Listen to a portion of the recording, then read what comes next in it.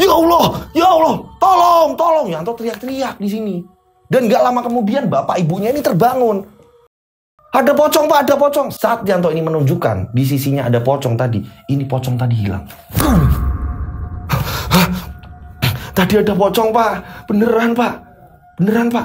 Kamu ngimpi Le? Enggak Pak, Yanto ini baru pulang ronda kok Pak. Assalamualaikum warahmatullahi wabarakatuh. Kembali lagi bersama saya Rian Agus Widodo. Apa kabar semuanya? Mudah-mudahan kalian dalam keadaan sehat walafiat. Oke, udah pasti sehat dan jangan lama-lama lagi, langsung absen ya. Kalau udah nonton Rian Agus Widodo, ini saya berharap sekali ini kalian ini absen. Biar saya ini tambah kenal satu persatu setiap harinya, ya kan? Dan kalau sudah absen, ini kan saya langsung ngasih nomor juga kan, nomor handphone segala macam. Monggo silahkan di save, ya kan? Dan kalian ini bisa langsung WA ke saya, biar kita ini lebih kenal deket. Dan selain itu kalian bisa mengirimkan cerita-cerita kalian nih, kalau ada pengalaman-pengalaman misteri atau segala macam, kalian bisa langsung WA ke saya. Nah, setiap WA ini saya mau wanti-wanti nih. Nah, karena udah banyak yang udah mulai masuk lagi nih.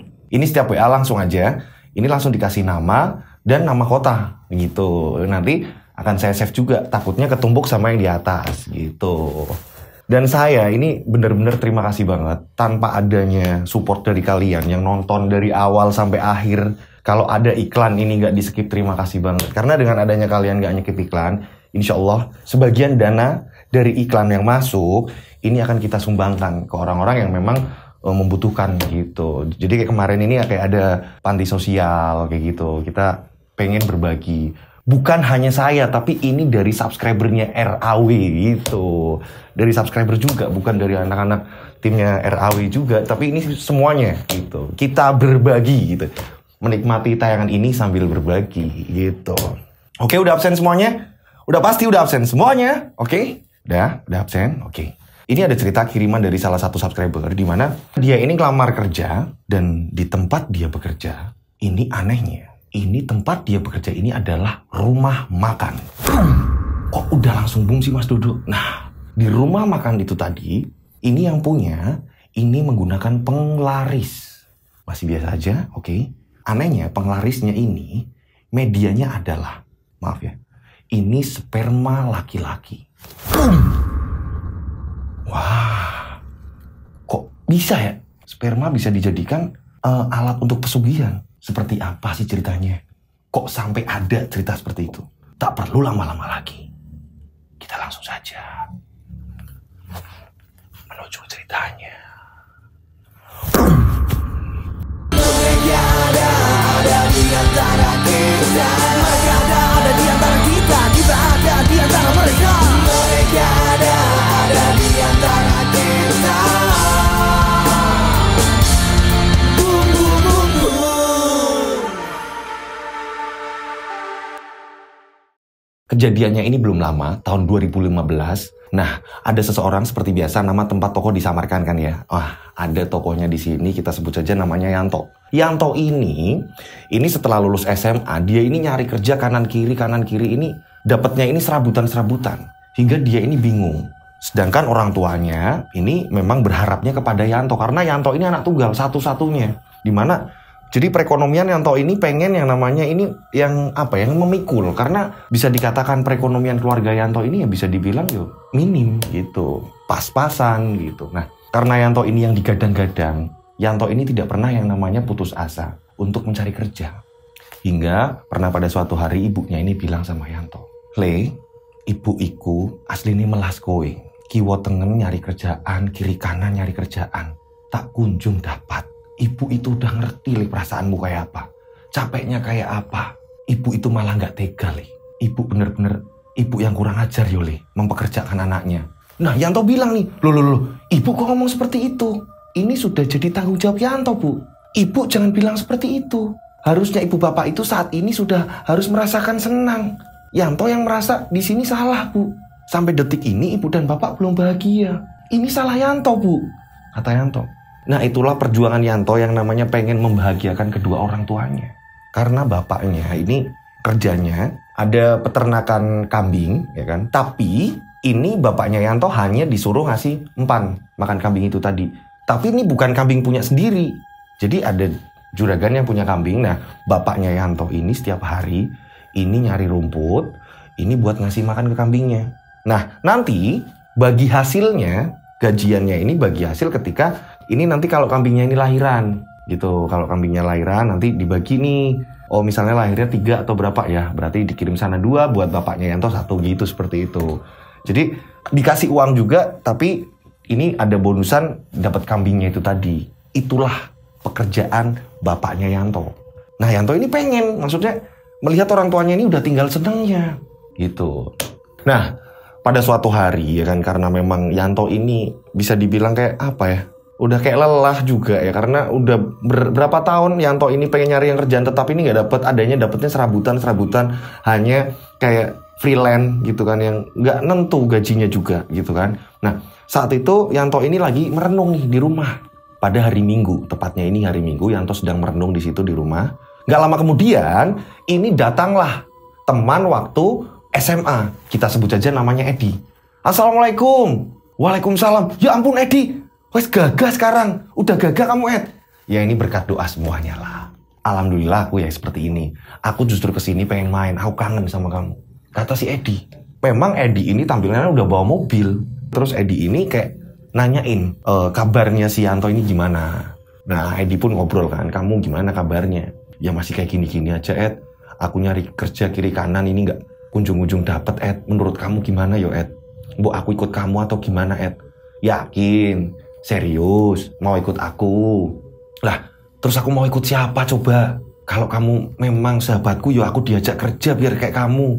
Terus terang aku udah lelah. Akhirnya di sini Edi ngomong sama Yanto, ya udah gini aja, kamu siapkan lamaran CV kamu, besok kamu datang ke alamat ini. Loh, itu apa, Ed? Rumah makan, Ed? Iya, aku kerja di sini. Ya aku ya memang di situ kadang-kadang juga jadi pelayan juga, ngeladeni atau segala macam. Apa yang aku bisa atasi? Ya pasti aku kerjakan di situ. Lagian bosnya ini udah percaya sama aku. Bosnya ini deket banget sama aku. Kalau kamu mau besok bawa CV-nya, pendaftaran di sana. Udah tenang aja kamu. Beneran, Ed? Beneran? Iya. Akhirnya Yanto ini mengabarkan hal baik ini ke keluarganya, ke bapak ibunya. Bapak ibunya ini seneng. Alhamdulillah Le, akhirnya dipanggil juga ya Le. Iya Bu, ya belum dipanggil sih Bu. Ini baru dapat tawaran tadi Edi main ke sini. Ini ngasih tahu kalau ada lowongan kerja Bu. Ya siapa tahu Bu. Ya Ibu berdoa aja ya Bu. Tolong Bu doain saya Bu. Iya Le, Ibu Bapak pasti doain kamu Le. Akhirnya keesokan harinya Yanto ini berangkat dengan gagahnya nih, bawa surat lamaran pekerjaan menuju ke rumah makan tersebut. Nah, setelah sesampainya di depan rumah makan, Yanto ini kaget. Hah? Rumah makan ini? Aku pernah dengar rumah makan ini buka cabang banyak. Ternyata yang didatangi Yanto adalah ini rumah makan. Ini yang menu utamanya ini adalah ayam. Nah, pembeda dari rumah makan yang menyajikan ayam, ini pembedanya adalah di sambalnya. Sambalnya ini benar-benar diolah dari rempah-rempah pilihan. Ini yang membuat orang ini banyak yang berdatangan. Ini secuil cerita dari rumah makan itu tadi, ya kan? Nah, oke, kita lanjut ceritanya. Si Yanto ini akhirnya masuk. Nah, singkat cerita akhirnya Yanto ini bertemu dengan Edi. Edi memang di situ benar-benar apa ya? Orangnya yang bisa dibilang bener nih, kepercayaan dari bosnya. Edi ini benar-benar gagah dengan seragamnya dia kerja. Tapi Edi ini mau melayani tamu-tamu besar. Ibarat kata ini kayak leadnya dari pelayan. Edi ini ngomong sama Yanto. Yanto, misalkan nih, kalau kamu sudah masuk di sini, ya mau nggak mau kamu ikut prosedurnya di sini dan nggak bisa menolak. Yaitu kalau kamu mau, ya nggak apa-apa. Kan saya ikut kerja di sini. Yo, apapun keputusan di sini saya mau. Nggak gimana-gimana saya kok maulah saya ini. Ya maksud saya gini loh. Walaupun kamu ini temanku, jangan mentang-mentang aku temanmu terus akhirnya kamu juga seenak hati di sini. Enggak, tenang Ed, akan saya jaga. Nah, pada saat ngobrol seperti itu, Yanto dikagetkan. Dikagetkan. Ini ada orang keluar dari satu ruangan, ya kan? Ada satu ruangan, ini keluar dengan menundukkan kepala. Kayak ibarat kata ini kayak nggak diterima atau gimana gitu kan ya. Nah, di sini Yanto nanyain, itu orang keluar dari ruangan itu kok pada nundukin kepala yo Ed? Jadi gini, yang saya bilang tadi, ada persyaratan yang memang harus dilalui di sini, harus berani melakoni. Lah, Apa sih persyaratannya kok kayaknya aneh? Udah nggak apa-apa. Nanti kalau kamu memang iya, ya harus nurut semuanya. Nah, ini mereka, ini berarti nggak diterima. Yang pada keluar mukanya murung-murung ini udah pernah naruh lamaran dan kita panggil, dan ternyata mungkin mereka ini nggak bisa untuk menyetujui persyaratan itu. Oh gitu ya Ed. Aku kok penasaran. Ya udah. Yang penting kamu taruh lamaran dulu. Nanti kalau bosku ini srek dengan lamaran kamu, nanti kamu pasti dipanggil lagi. Udah taruh aja lamarannya. Loh, aku nggak langsung tes ini. Udah nggak usah. Taruh aja lamarannya. Loh, lah itu yang lain. Kok ada ini kayak bimbingan-bimbingan sama yang lain-lain itu? Udah nggak usah. Kamu taruh aja di sini. Yang penting nanti kalau udah kerja, yuk kamu jangan mentang-mentang aku temenmu. Yanto pun mengiyakan. Lamaran ditaruh, Yanto ini pulang. Yanto berharap agar dipanggil.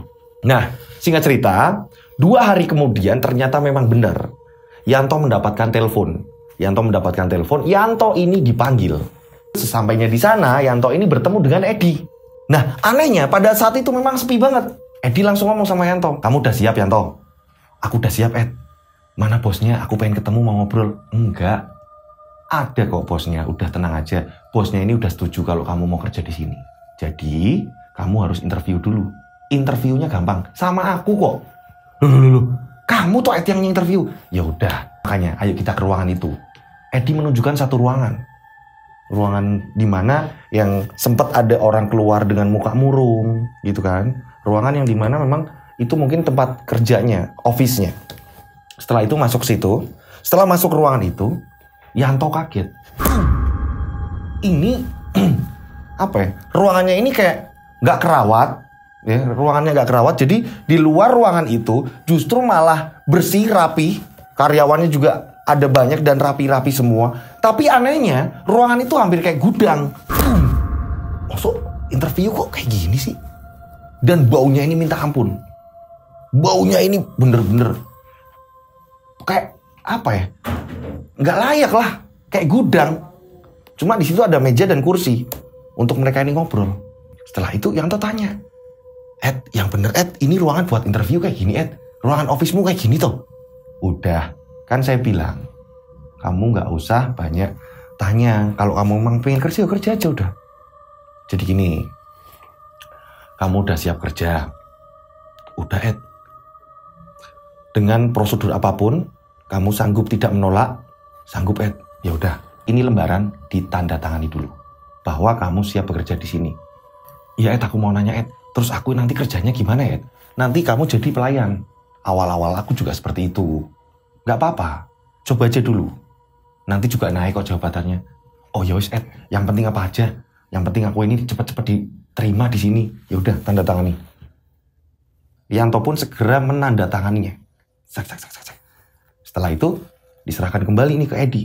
Sambil Yanto ini masih ngeliatin ruangan itu aja, yang baunya minta ampun busuknya. Ruangan kayak gini ya. Udahlah, yang penting aku kerja. Setelah itu Edi pun ngomong sama Yanto, "Jadi mulai besok kamu sudah bisa masuk kerja. Hari ini nanti kamu akan diajarin. Nanti ada pelayan-pelayan sini yang sudah saya percaya nanti ngajarin kamu caranya kerja gimana." "Iya Ed, aku siap Ed." "Bentar, tapi ada satu persyaratan yang harus kamu ketahui dan kamu harus iakan. Ingat, kamu udah janji, udah tanda tangan, tertulis, jadi kamu udah gak bisa mengelak." "Apa itu Ed?" "Kamu harus menyerahkan sperma kamu di mana kamu berangkat hari yang pertama." "Apa Ed? Sperma? Aneh Ed. Kamu ini aneh loh. Buat apa Ed?" "Ed, jorok banget kamu," kata Yanto. Nah, di sini Yanto nanya, "Emang buat apa Ed? Apa gunanya sperma itu?" "Ah ampun, kok jadi jorok kayak gini sih Ed?" "Kamu mau kerja nggak? Kamu udah tanda tangan loh. Kamu tahu, yang namanya warung besar terus buka cabang banyak, ini bullshit kalau nggak ada yang namanya penglaris. Itu udah jarang, langka." Nah, di sini Yanto ngomong, "Ed, ini udah zaman modern Ed. Semua makanan bisa dipesan. Semua makanan bisa dari ojek online segala macam, bisa diantar segala macam. Kok masih percaya dengan adanya pesugihan seperti itu, penglaris seperti itu? Ed, konyol banget ini warung. Kamu mau nggak kamu sudah tanda tangan loh. Ya ampun, Ed. Ini ternyata rumah makan sebesar itu dan semewah itu dan buka cabang di mana-mana. Semua karyawan yang di situ dari daftar ini harus menyerahkan spermanya. Nah, saat itu Edi ngomong, gimana? Udah siap? Jadi, pokoknya nanti besok kamu kesini bawa air mani itu, taruh di plastik. Aduh, kok aneh ya Ed? Udah. Nanti air mani itu tadi, kamu naik ke atap genteng paling atas. Nanti kamu taruh di situ. Dioleskan di bagian-bagian genteng. Aduh, kok gitu ya Ed? Ya udah itu terserah kamu. Nah, pada akhirnya Yanto ngomong, ya udah, kasih saya 1 hari untuk berpikir. Jadi kalau memang besok saya ini berangkat, berarti saya ini lanjut kerja. Tapi kalau enggak, yo, enggak apa-apa, saya enggak diterima, enggak apa-apa. Beneran seperti itu. Kalau warung kita enggak nerima, enggak apa-apa kan? Edi seperti itu. Yanto pun mengiyakan. Ya nggak apa-apa Ed, tapi aku tak berpikir 1 hari. Kalau besok aku ini berangkat, kalau aku ini berangkat berarti aku jadi masuk di warung sini. Nah akhirnya karena Edi ini ibarat kata dipercaya sama bosnya, jadi di sini Edi memperbolehkan nih. Ya udah, tapi yakin ya besok ada jawaban, Ya Ed. Yanto pun pulang. Sepanjang perjalanan Yanto ini berpikir, kok rumah makan kayak gini pakai penglaris kayak gini. Yanto mikir. Dan anehnya memang, wah, ini pengunjungnya, ini benar-benar yang datang, ini mobil-mobilan. Banyak orang-orang kaya yang makan di situ. Karena tempatnya ini di pinggir jalan raya besar. Nah, pada saat itu akhirnya Yanto pulang setelah sampainya di rumah. Yanto mikir, kok aneh kayak gini ya? Yanto mikir. Nah, pada saat itu ada azan maghrib. Azan maghrib, terus Yanto ini datanglah ke masjid. Datang ke masjid dan Yanto ini belum cerita nih sama keluarganya. Pas waktu ibu bapaknya nanya, Yanto pun bilang, nanti Bu dikabarin kok Bu. Nah, pada saat itu Yanto ini sholat. Setelah selesai sholat, jadi ada Pak Yai ini lagi ngajar ngaji di depan masjid. Jadi ada anak-anak, remaja-remaja, ini setiap selesai sholat maghrib, ini ada kayak ngaji bersama di situ. Di sini Yanto ini pengen tanya sama Pak Yai itu tadi. Kita sebut saja namanya Pak Yai Anwar. Memang beliau ini dikenal ibarat kata mempunyai kelebihan. Bisa ngerti tentang hal-hal yang ibarat kata di luar batas kemampuan manusia biasa gitu kan ya. Nah, di sini setelah Pak Yai ini selesai mengajar ngaji, Yanto ini mendekat dan ngobrol sama Pak Yai. Pak Yai, saya ini mau ngomong sama sampean Pak. Ngomong apa? Ada hal sing perlu saya obrolkan kok, tapi nggak pantas ngobrol di masjid Pak. Pak Yainya ini bilang, ya udah gini aja, nanti ngobrol di rumah, tapi setelah selesai sholat isya, ya, nggak apa-apa kan? Nggak apa-apa Pak Yai. Akhirnya singkat cerita setelah sholat isya selesai, ini Pak Yai mengajak Yanto ke rumah Pak Yai. Setelah itu Pak Yai membuka percakapan, ada apa nak Yanto? Jadi gini Pak, saya ini kemarin ngelamar kerja. Nah pada waktu saya ini ngelamar kerja, interview segala macem, saya ini diterima Pak. Tapi ada perjanjian yang aneh Pak. Perjanjian apa? Jadi kok saya harus membawa sperma Pak Yai. Dan dibawa ke warung itu, terus saya ini disuruh naik ke genteng, terus dioles-olesin di gentengnya Pak Yai. Masuk akal nggak Pak Yai? Oh alah. Pesugihan itu namanya. Kata Pak Yai, sebenarnya hal-hal itu dilarang agama. Tapi orang-orang sekarang ini sudah tidak peduli lagi. Padahal itu mengerikan. Siksaannya itu mengerikan. Lah, terus menurut Pak Yai, saya ini kan sebagai karyawan, saya ini pengen kerja. Menurut Pak Yai gimana Pak Yai? Gini aja, kamu biar percaya. Malam ini nanti sholat hajat bareng saya. Setelah itu, nanti kamu bisa menentukan mau dilanjut kerja di situ atau enggak. Nanti kita datang ke sana, biar kamu lihat sendiri. Datang mana Pak Yai? Yuk ke tempat warung itu. Ya udah Pak Yai kalau gitu.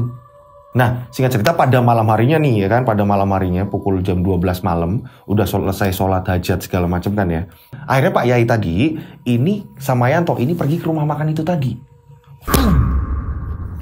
Ini jarak dari pintu gerbang, jadi pintu gerbang terus ada jalan raya, depan rumah makan ini ada jalan raya. Nah, Yanto dan Pak Yai ini ada di seberang jalan raya. Nah, pada saat itu Pak Yai sama Yanto ini kan melihat nih rumah makan itu tadi memang sudah tutup. Jadi rumah makan ini buka ini sampai jam 10 malam. Lewat jam 10 malam udah tutup, ya kan? Pak Yai ini langsung ngomong sama Yanto, nanti kamu doanya ikutin ya. Iya Pak. Setelah itu mereka ini berdua ini berdoa. Nah barulah Pak Yai ini kayak ngebuka mata batinnya Yanto. Ayo kita mendekat ke sana. Nyebranglah. Nah saat udah nyebrang, ini tepat di gerbangnya rumah makan tadi. Yanto ini dengan jelas melihat. Ini dibuka mata batinnya. Pak Yai ini berdoa. Ini banyak makhluk halus. Ini sedang menjilati sperma. Dan ini Yanto melihat sendiri. Mas pada ini pas waktu telepon ke saya, ini Yanto bilang, parah Mas. Saya ngeliat bener-bener wah makhluk yang saya nggak ngerti ini namanya makhluk apa. Saya nggak ngerti, semuanya ini pada digenteng. Ini sedang menjilati sperma. Mungkin ini sperma dari karyawan-karyawan. Kok ada seperti itu ya? Yanto ini ketakutan. Pak Yai, kok bisa kayak gini Pak Yai? Kamu lihat nggak di bawah kamu siapa? Pas Yanto ini ngelihat ke bawah, boom! Ini kayak ada tuyul, ya. Bentukannya kata Yanto ini kayak tuyul Mas, tapi anehnya kok ada rambutnya. Rambutnya ini arang Mas, nggak begitu banyak. Nah, ini ada di bawah saya. Dia ini sedang menjilati aspal. Aspal yang menuju ke rumah makan tadi. Pak Yai ngomong sama Yanto, udah yo, udah. Gimana mau diterusin apa enggak kamu kerja di sini? Nah, singkat cerita keesokan harinya, karena udah perjanjian sama Edi, harus ada jawaban, ya kan? Harus ada jawaban iya dan tidaknya, ya kan? Nah, akhirnya Yanto ini berangkat lagi nih. Kan aneh kan, Yanto padahal udah melihat kejadian itu tadi semalam, ya kan? Yanto udah melihat seperti itu dengan Pak Yai. Sampai Yanto ini bener-bener menceritakan ke saya ini, Yanto ini beneran Mas, saya ini ampun Mas. Baru saya lihat kayak gitu Mas. Setelah itu saya buru-buru pengen pulang. Pak Yai pulang. Nah, tapi keesokan harinya karena saya ini udah janji Mas sama Edi, saya tetap berangkat Mas. Berangkatlah Yanto. Setelah sesampainya di sana, ketemulah sama Edi. Edi ngomong, sudah siap semuanya. Ke ruangan dulu. Nggak usah nggak apa-apa, ke ruangan aja dulu. Akhirnya Yanto kembali ke ruangan itu tadi. Ke ruangan yang busuknya minta ampun. Kayak gudang ya, bener-bener kayak gudang. Aneh. Di luar bersih, di dalam ini kayak gudang. Nah, di sini Edi pun bertanya, mana sperma kamu udah disiapkan? Maaf, saya kesini justru malah tidak bisa melanjutkan pekerjaan. Mending saya mundur daripada saya harus menjalani, walaupun saya ini udah tanda tangan, ya kan? Tapi saya harus nurut, saya nggak mau. Kalau nurutnya yang seperti itu, maaf saya nggak bisa Oh ya udah, itu terserah kamu. Memang karyawan-karyawan di sini yang udah tanda tangan memang mereka ini udah kerja ikut aturan sini terus. Nah kalau kamu nggak bisa, berarti dengan terpaksa maaf kita nggak bisa menerima kamu. Karena saya ini kenal deket sama bosnya, jadi ya seperti itu peraturannya dan saya yakin kok, kamu ini lagi butuh kerjaan. Ini lagi asik-asik ngobrol ya kan, lagi tegang-tegangnya ngobrol ya kan di ruangan. Ini tiba-tiba ini ada orang. Ini pengunjung sedang makan tiba-tiba teriak. Ini hingga terdengar di ruangan mereka. Ruangan yang dimana saya bilang dimana tempatnya itu bener-bener kotor, busuk. Baunya ini minta ampun. Tolong! Mereka berdua ini langsung bergegas. Apa ini? Nah, Yanto ini keluar. Begitu juga disusul dengan Edi. Keluar juga. Nah, pada saat itu, ini orang teriak-teriak. Ini teriaknya. Dia ini melihat banyak pocong di situ. Pocong, sehingga semua orang yang sedang makan ini semua langsung fokus terhadap orang itu. Semua mata tertuju sama orang itu yang sedang teriak-teriak. Pocong. Dan dia ini melihat pocong ini benar-benar sedang menjilati semua makanan-makanan yang disajikan. Pak, jangan dimakan, Pak. Pak, itu sedang dijilat-jilat, Pak. Itu ada air liurnya, Pak. Itu ada air liur pocong, Pak. Ini orang itu tadi benar-benar melihat dengan jelas. Nah, pada saat itu, momen itu, karena benar-benar orang pada panik, ya kan? Orang pada panik. Ada yang percaya, ada yang, apa sih ini? Ini orang gila apa gimana sih? Ada yang seperti itu, ada yang tiba-tiba langsung muntah. Di situ juga ada. Dan momen itu dimanfaatkan untuk kaburnya Yanto. Saat warung ini bener-bener kondisi kredit ya kan, kondisi kredit ramenya kayak gitu, Yanto ini langsung melipir kabur dari situ. Karena Yanto udah tahu sendiri ini warung ngeri banget. Dan singkat cerita akhirnya Yanto ini pulang. Sesampainya di rumah Yanto ini bener-bener mukanya pucat. Kok Edi kayak gini ya? Bekerja di tempat kayak gitu. Aku sebenarnya pengen selamatin Edi. Biar Edi itu nggak kerja di situ. Aku takut Edi kenapa-napa. Aduh, ikut kerja orang itu ngeri, Ed. Ini ngebatin Yanto. Kan? Nah, pada saat itu Yanto pun ngomong sama ibu bapaknya, Pak, Bu, maaf. Saya nggak jadi diterima kerja di situ. Karena memang kondisinya memang parah banget. Rumah makan itu ada pesugihannya, Pak, Bu. Yanto takut kenapa-napa. Ada efek di keluarga kita. Yanto ini nggak mau, Bu. Iyo, Le, mending kamu cari kerjaan yang lain, Le, kata bapak ibunya. Singkat cerita, selang 2 hari, ya kan, kebetulan Yanto ini dapat tugas jaga ronda. Jaga ronda, ya kan, Yanto ini sedang di tempat jaga ronda, main catur segala macam, di situ banyak bapak-bapak juga. Yanto jaga ronda. Nah, Yanto ini pulang kurang lebih jam 2 dini hari. Yanto jalan. Sesampainya di depan rumahnya Yanto, bener-bener sedang senyap banget kan. Kondisi ini dini hari kan ya. Gak ada orang satupun, ya kan. Gak ada orang beraktivitas. Yanto kaget.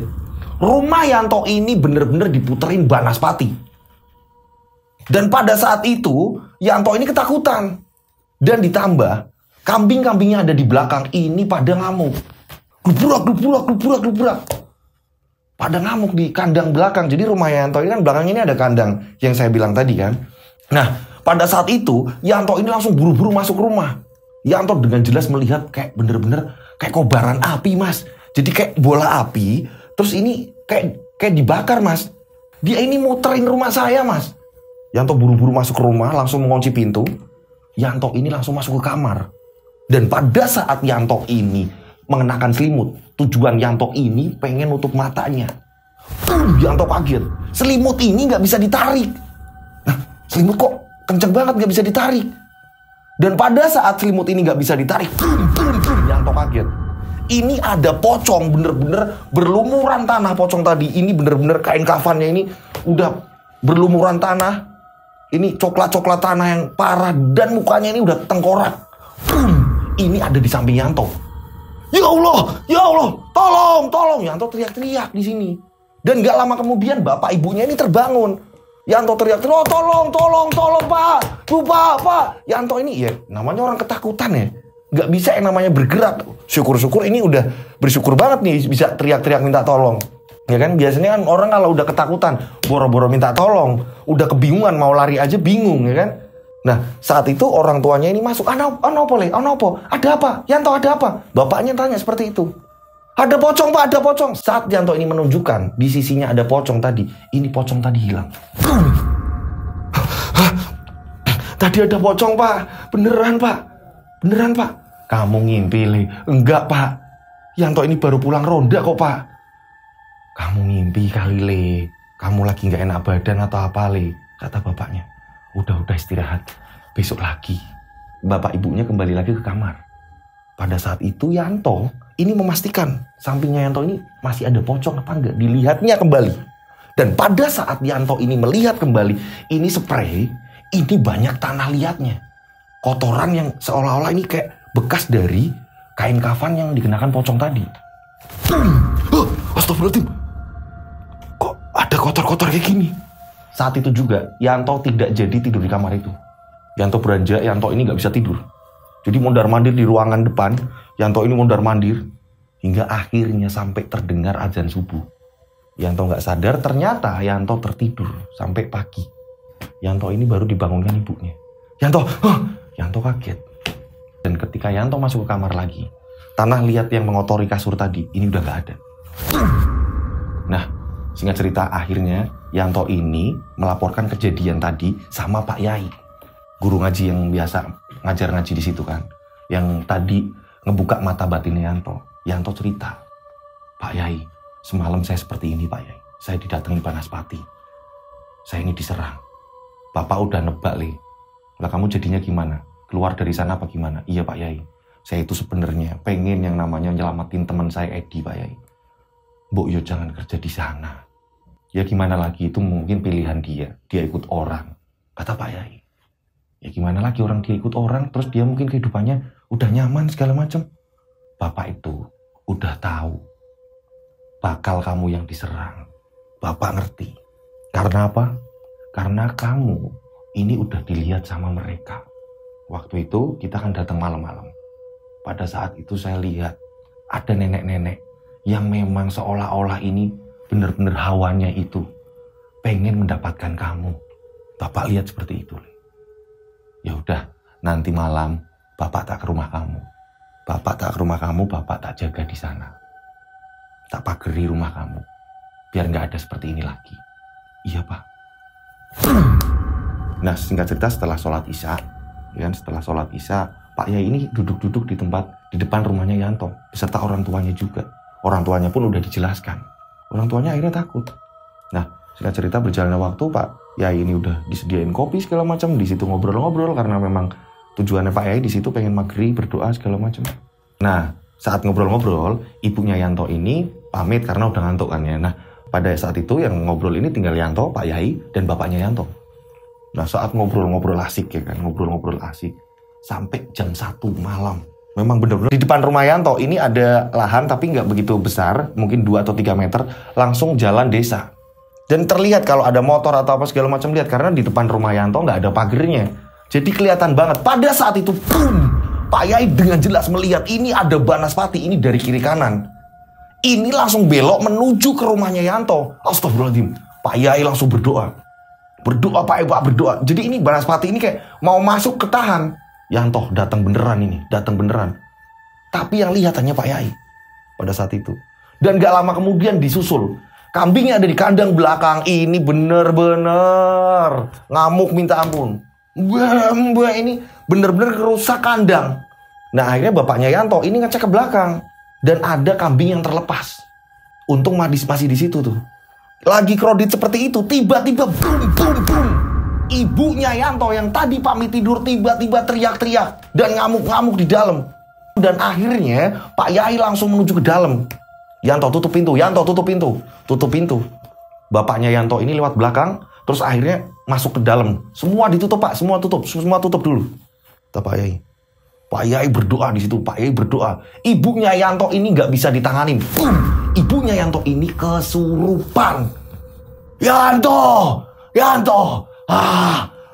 ini kesurupan. Dan pada saat itu Pak Yai ini mencoba untuk berdiskusi, kayak dialog nih sama ibunya Yanto. Kamu siapa? Kamu kok ganggu? Mereka ini saudara-saudara saya. Kamu tidak perlu tahu. Kamu tak usah ikut campur urusanku. Ini Pak Yai ini langsung ngomong. Ini nenek-nenek toh. Yang masuk ke ibu ini nenek-nenek yang Bapak bilang tadi. Ada nenek-nenek yang suka sama kamu toh. Aku butuh Yanto. Aku butuh anak itu. Kamu siapa? Aku butuh anak itu. Karena anak itu masih bujang. Dia belum menikah. Dan aku menginginkan sperma dia. Ini untungnya Yanto ini nggak jadi masuk ke sana kerjaan segala macam, menyerahkan spermanya. Nah, di sini ibunya Yanto ini yang sedang diajak ngobrol sama Pak Yai ini ibarat kata ini kayak dipinjam tubuhnya dan dimasuki dan ini kesurupan sama nenek-nenek tadi. Dan di sini Pak Yai ini nanyain, kamu ini disuruh siapa? Kamu jangan ganggu keluarga ini. Aku disuruh majikanku. Kamu tahu saya ikut campur. Wah, Pak Yai berdoa saat itu, berdoa pada saat itu. Tiba-tiba ibunya Yanto yang ini sedang terbaring ini sambil ngamuk dipegangin Yanto sama bapaknya Yanto. Ini tiba-tiba terulai lemas. Bang! Pak Yai minta tolong sama Yanto. Yanto ambilin air. Setelah itu Pak Yai berdoa.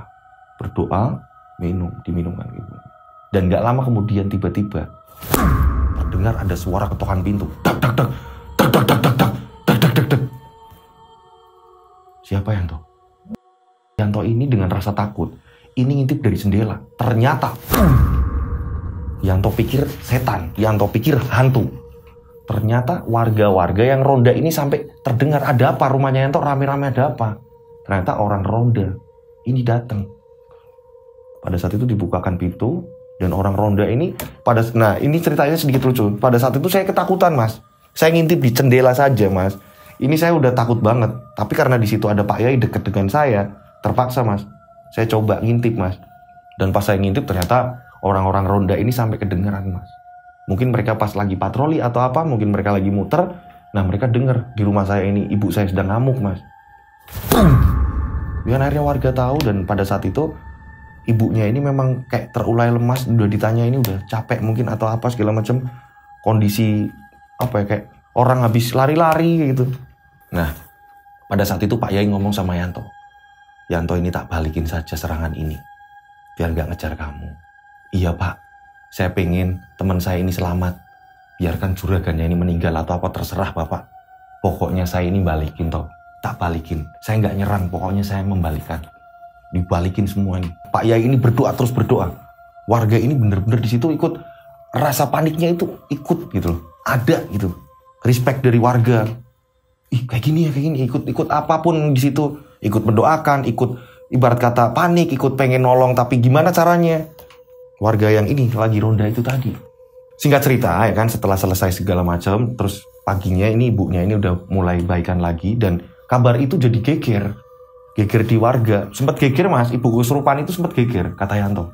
Nah, pada saat itu, ini selang berapa hari, mungkin kurang lebih 2 harian ya kan. Selang 2 harian, Yanto mendengar kabar. Ini kabar dari tetangga, ini Yanto mendengar kabar kalau rumah makan yang Yanto ini mau kerja, ya kan, yang di tempat Edi juga ada di situ, ini mengalami kebakaran. Dan pada saat itu, Yanto langsung memastikan Edi selamat atau enggak. Pada saat itu Yanto nyari informasi juga. Pada saat itu Yanto datang ke rumah makan itu tadi. Yanto ini nyari informasi. Dan ternyata Edi sempat terkurung di ruangan yang saya bilang itu mungkin ruangan yang kotor itu tadi segala macam. Dan ini nggak tahu penyebab keledakannya itu, saya juga nggak ngerti. Menurut penuturan warga, Mas, waktu itu bilangnya sih kayaknya ada konsleting listrik, Mas. Seperti itu. Nah, pada saat itu Yanto memastikan Edi di mana. Edi terkurung. Dan nasib Edi ini untungnya Edi segera ada penolong, ditolong dari warga-warga yang ada di situ juga. Dan Edi dibawa ke rumah sakit dengan kondisi terbakar. Banyak tubuhnya yang melepuh. Pada saat itu Yanto nyari informasi dan Yanto langsung menuju ke rumah sakit. Yanto kaget melihat Edi. Ini mukanya sebagian ini kebakar. Sebenarnya mau ngirim fotonya. Ini Mas, aku sempat foto keadaannya gitu aku. Tapi nggak ini ya, maksudnya kalau ditayangin kayaknya nggak pas banget gitu. Jadi cukup saya aja lah, Mas, gitu. Kalau Mas Dodo mau lihat ini kayak gini nih. Dan karena memang dari pengirim cerita ini nggak memperbolehkan menayangkan foto itu tadi, ya udah gitu kan. Sesuai request gitu kan. Nah, pada saat itu kondisinya ini terbakar melepuh, bener-bener sebagian ini udah hampir sebagian tubuh ini udah kayak melepuh, memerah, kulitnya ini udah mengelupas. Untungnya masih selamat. Dan pada saat itu juga Edi ini ngomong sama Yanto, Yanto, aku minta maaf. Maafin aku Yanto. Ini memohon-mohon, minta maaf. Semua ini ulahku. Maafkan aku Yanto. Dan di situ Edi menjelaskan bahwa sesungguhnya pemilik dari rumah makan itu tak lain dan tak bukan adalah Edi sendiri. Edi menjelaskan itu rumah makanku. Aku bingung pada saat itu. Pada saat itu memang rewanganku. Ini memang syaratnya. Ini harus ada sperma. Yang bujangan kayak kamu, Yanto. Ini meminta maaf.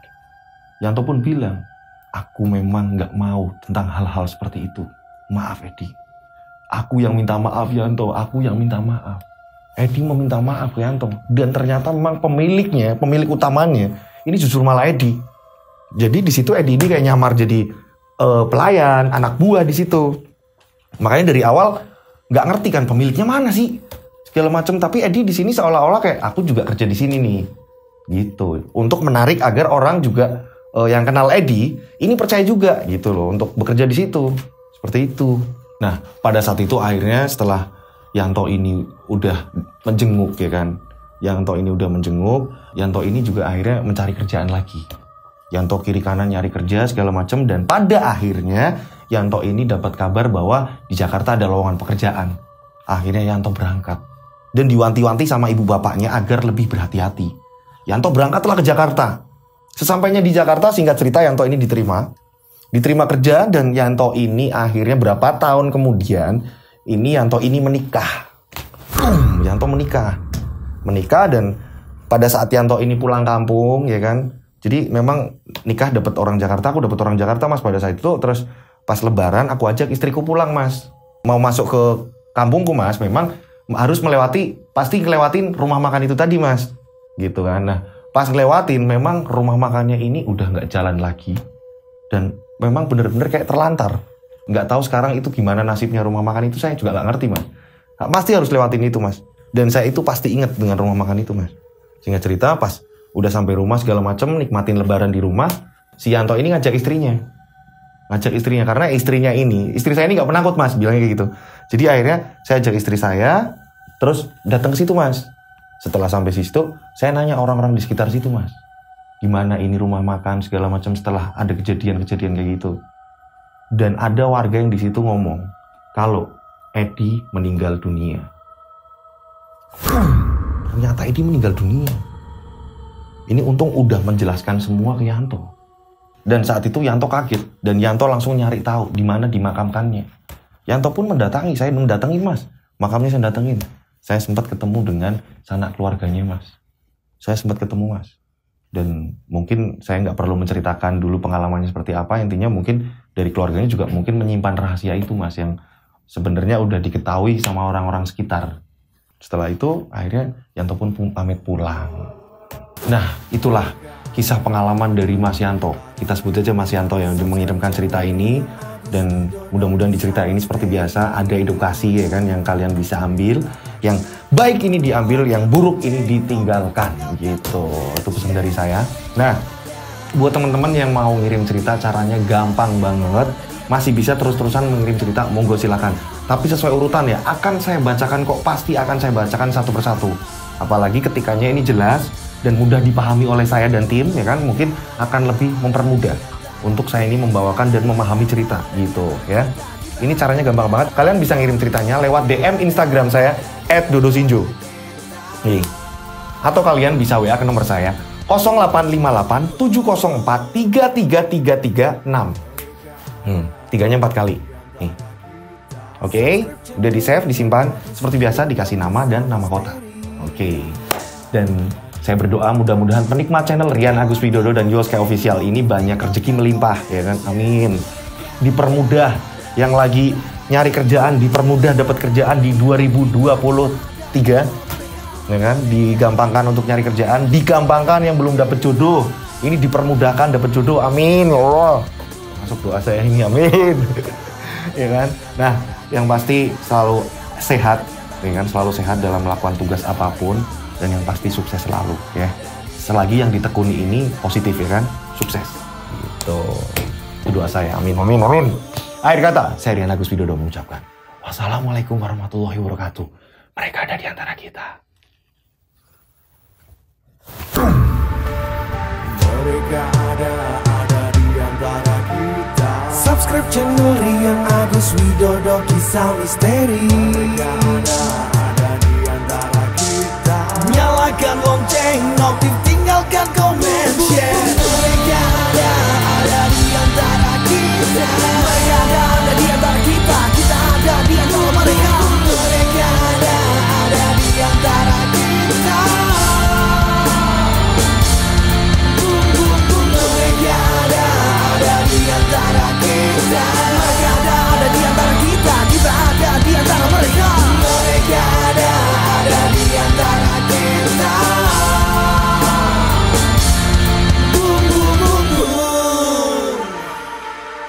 Mereka ada di antara kita. Subscribe channel Rian Agus Widodo, kisah misteri. Mereka ada di antara kita. Nyalakan lonceng, notif.